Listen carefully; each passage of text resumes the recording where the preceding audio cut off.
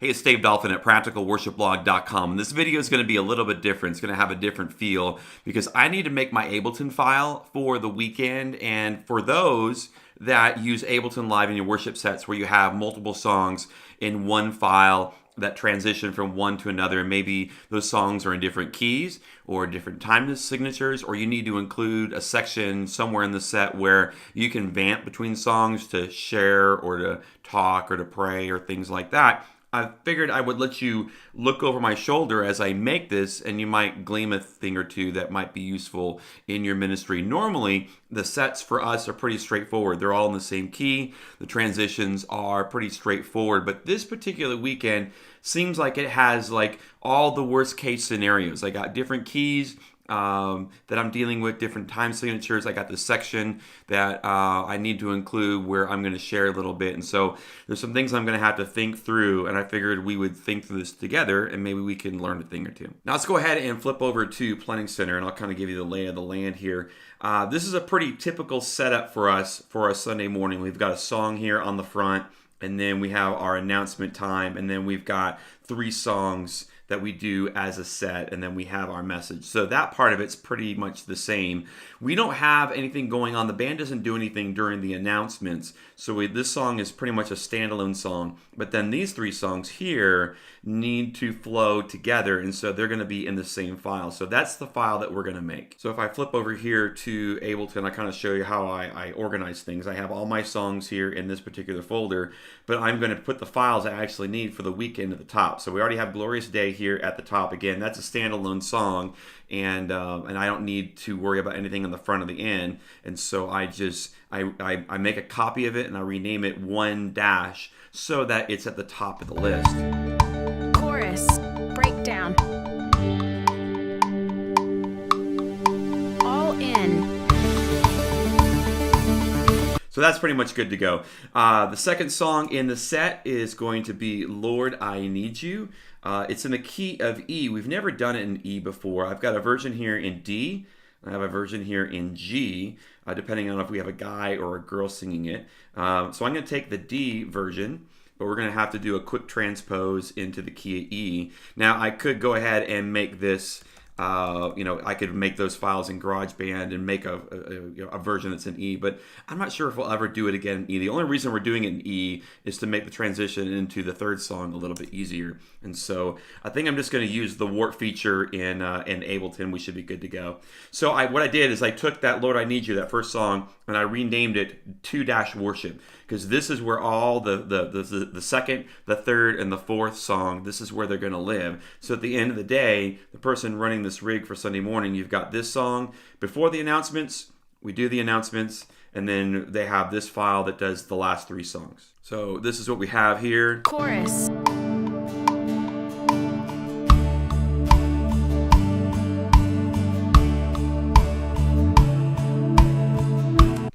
All right, so we need that bass to go up. I already have my warps set up, and I have them the particular warps selected. I've already did that when I made the file so that this part of it could be easier.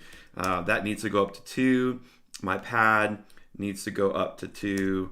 This acoustic, which we use as a rehearsal, we won't actually fly this in during the service, but it's helpful during rehearsal. There is an organ part here. We need to turn that up as well. And I think, and there's a pad here on the back, which I don't think we'll need this pad, but I'm going to go ahead and do it anyway. So let's just kind of see what we got. 1, 2. I actually like how that pad sounds. There's 2 different versions of the warp. There's Complex and Complex Pro that work for things that have multiple sounds. I always use tones for bass where there's a single note. But I'll use Complex or Complex Pro for things like gang vocals, acoustic, pad, organs, anything like that. We had it on Complex. What does Complex Pro sound like? 1. They sound about the same. So I'm going to go with that. I think it's a pretty good choice.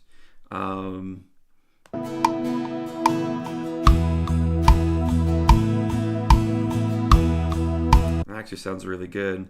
Let's see what the organ sounds like. 2, 3.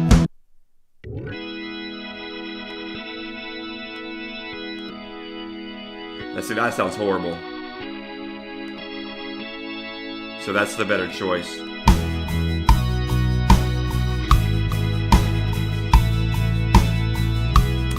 Complex and Complex Pro, it really depends on the instrument. Sometimes electric guitars, like the Complex Pro, vocals sound really, really good in that. Guitars kind of go back and forth, but Complex is good for pads. It's whatever sounds best.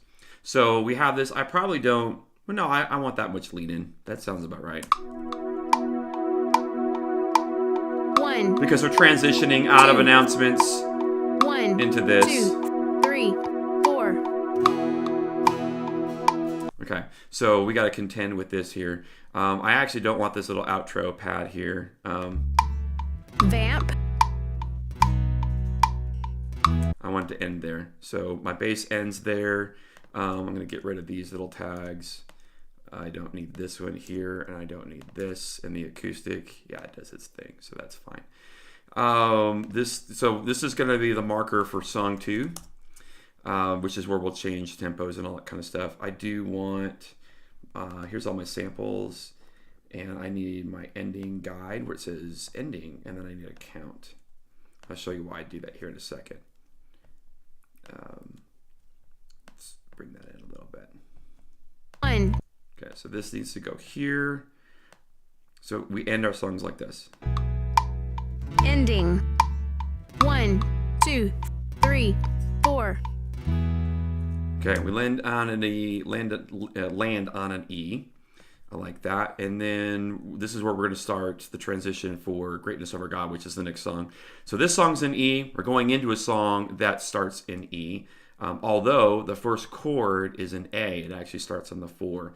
And so Greatness of Our God is 71 beats per minute. And so we need to change that tempo. So we got to go from 74 to 71. And so we'll do this. And then I'm going to take these and I'm going to splice them because I actually want to turn the warp off because I don't need a warp and ending. So the transition kind of works like this. 1 2 3 4. So now we're at the new tempo. All right, so we are ready to drag in Greatness of Our God. Let's see if it's just Greatness of Our God. No, it's the Greatness of Our God. So it's going to be down here. So drag this in. When you drag it in, it always defaults it to bring it to the very beginning, and so I need to move it. And yeah, okay, I want to make sure that ending or that beginning was what I needed. So the best way to move stuff around in Ableton I found is just to cut and paste. Select, cut, and paste. There's probably a better way. This is what I find easiest. Okay, so here's how this is going to sound. 1 2 3 4. 1 2. Okay, we got a problem because we land on an E, but this first chord is an A. 2 3 4. 1 2. Luckily, I've thought of that before, and I have a version of this pad that I've made that starts on an E, and then it for the count, so it lands on an E, and then it'll switch to an A here when it actually comes in for the first chord. So we got to go find that. Greatness of Our God, the Greatness of Our God. Pad intro from E. So we drag that in. We want it to, ooh, that's toned. We don't want that. Not that it's going to matter. We're not going to pitch this one, but let's make that correct. So now I got this. 3 4. 1 2. 1 2 3. To the A. 4.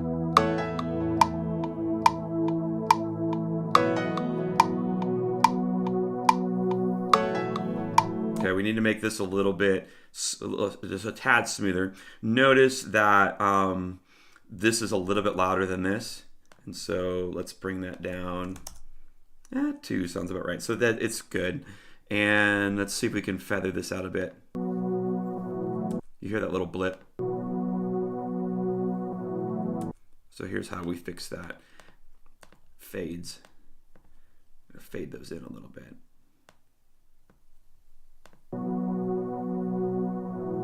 That's what I'm talking about. Nice. Okay.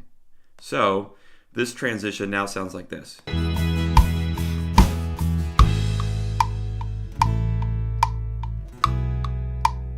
Ending.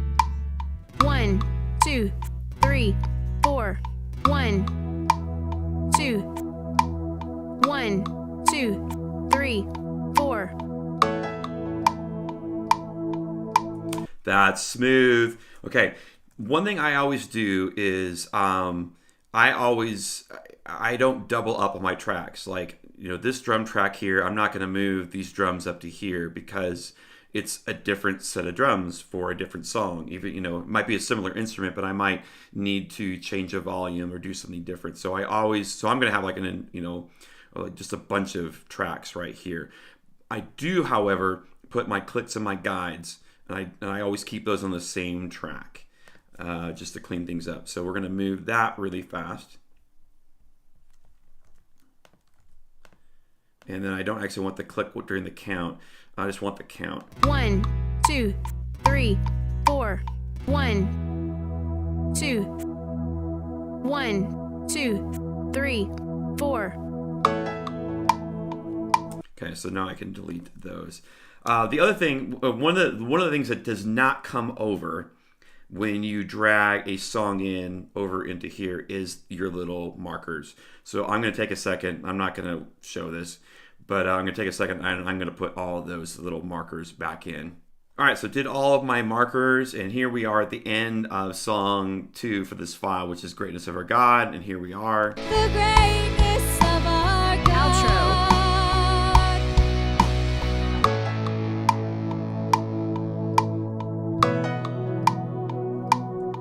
I am going to move that ending over here. This needs to be on beat 3, so it goes like this. Ending. 1, 2, 3, 4. Probably should talk about why I actually have vocals in here. I actually have tracks in here that might be helpful for rehearsal that we wouldn't necessarily use in the service. The acoustic guitar being one of them for Lord, I Need You. If I'm out I normally play acoustic, and if I'm out in the room listening, because that beginning is, it relies heavily on the acoustic, I put that in the track so we can use it for rehearsal, but we're not going to use it for the actual service.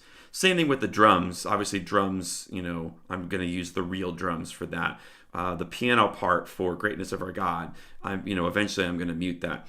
But I have these vocal tracks here. Sometimes there's been 1 or 2 times where the girl that leads this, Jessica, there was a rehearsal one time where she couldn't be there because she's a teacher and she had a prior commitment. And so we tracked her vocal early, and then when we run tracks, I set up a wireless pack on the same channel that her wireless mic would normally be on.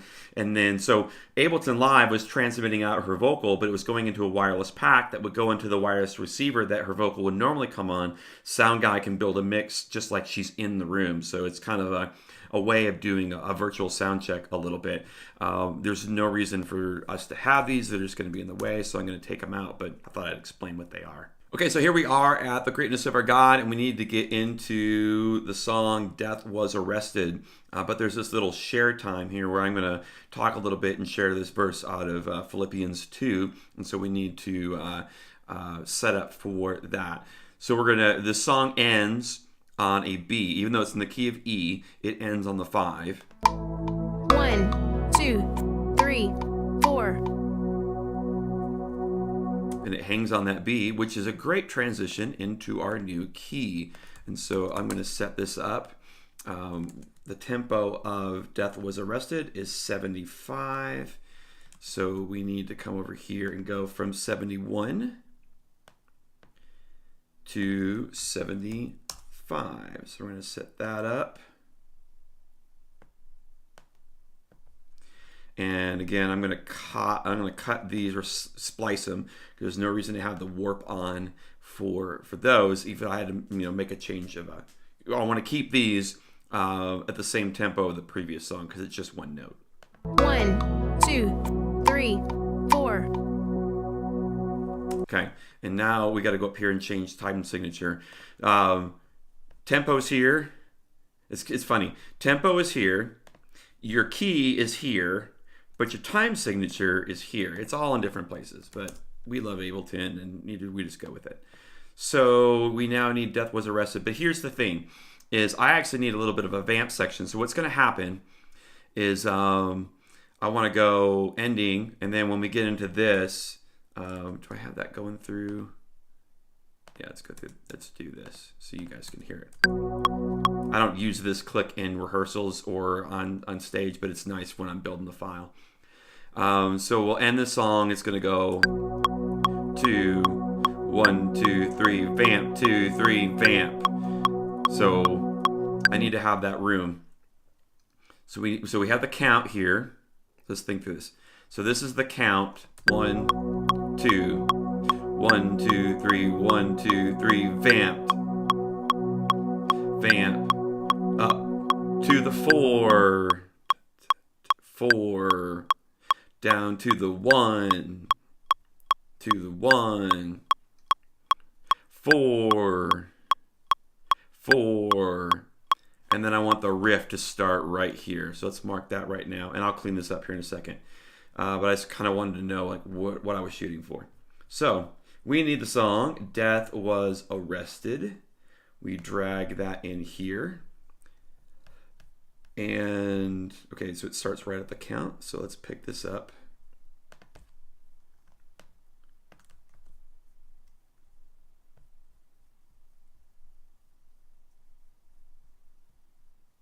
And so we want the guitar riff to start right here. So let's see what happens if I did this. Okay. So, what do I need to do here? How am I going to do this? Let's go ahead and move this up to its new home up here. Let's take these out. Obviously, I want to vamp in the new key. And the new, this click is for 6/8. So I want that. Let's copy this over here, and I need a guide that says vamp. So let's drag that in here. I'm just putting it on the drums just for now because I need a place to put it. Make sure the warp is turned off of that. Let me see what I'm doing. So what happens if I do this? Vamp 2, 3, 1, 2, 3. Actually drag that vamp over a little bit.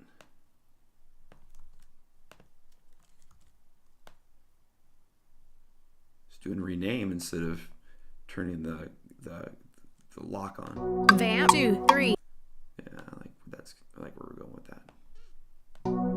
Vamp 2, 3. Okay, so here's how that transition is going to sound. 3, 4, 1, 2. Vamp 2, 3, 1, 2, 3. That just ends, doesn't? Oh no, it doesn't. Hang on. What do I have to contend with here? Let's put that back on. So eventually the pad does come out. So we probably want this to end right here. What would this sound like? 1, 2, 3. Because we're going to go into the live keys playing in this vamp section, and he's going to have a pad with his sound. So it won't sound like the pad disappeared because we'll transition from the pad and the track to just the live pad. Let me hear it without the click. And that click too. There's a little bit of a hit there. So let's smooth that out with the fade. Just a hair. I mean, no one's going to really notice that, but it's going to drive me nuts right now. Yeah, that's probably the best we got. All right, so let's get a guide that says intro. Bring that over here. We'll do the same thing like we did with Vamp, where it counts, intro 2, 3. Turn the warp off. We don't need the warp for a spoken word thing. Oops, I just want this.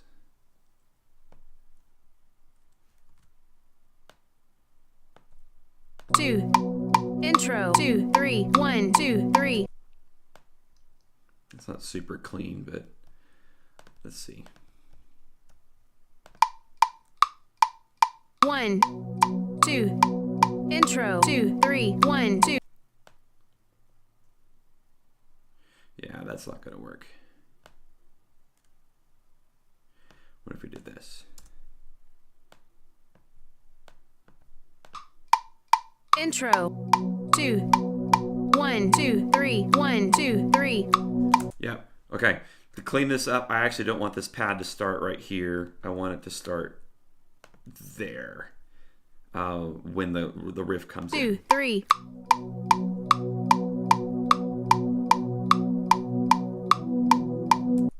Okay, back that up a little bit.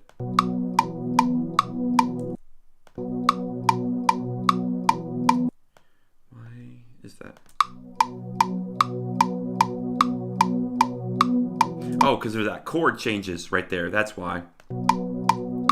Okay. Let's clean it up with the fade. Yeah, it's got a little bit of a blip.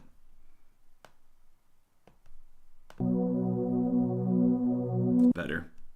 Again, there'll be a guitar playing on top of it, and it won't be some of these things I probably worry about too much, and then no one's going to hear it in the room. Okay, so the reason so let's talk about this little vamp section here. So here's where the 4 chords are going to live. My favorite vamp in the entire world is 1144.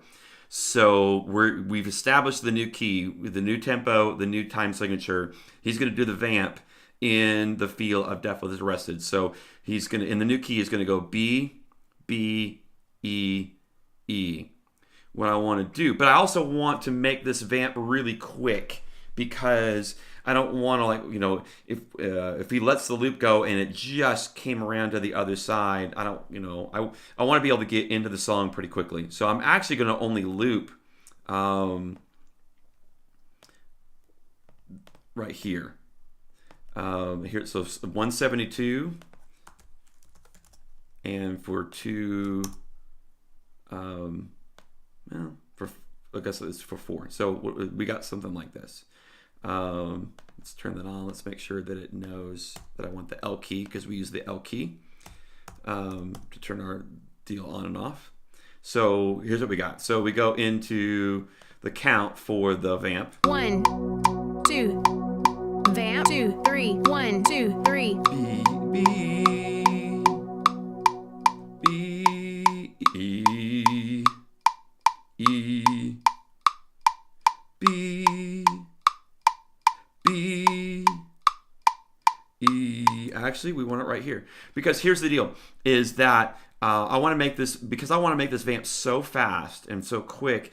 I really don't care if he's on the B or the E, because he can play this on a B, and then the guitar riff starts on a B, or he can be on an E, and then this is the switch to the B. So it doesn't really matter if we have an extra measure of B or not. But what I don't want is, I want to keep the number of looped measures down. Now, if I actually had a pad in here and we had a progression like a 1, 5, 6 minor 4, whatever, I might extend this out. But here's what I want.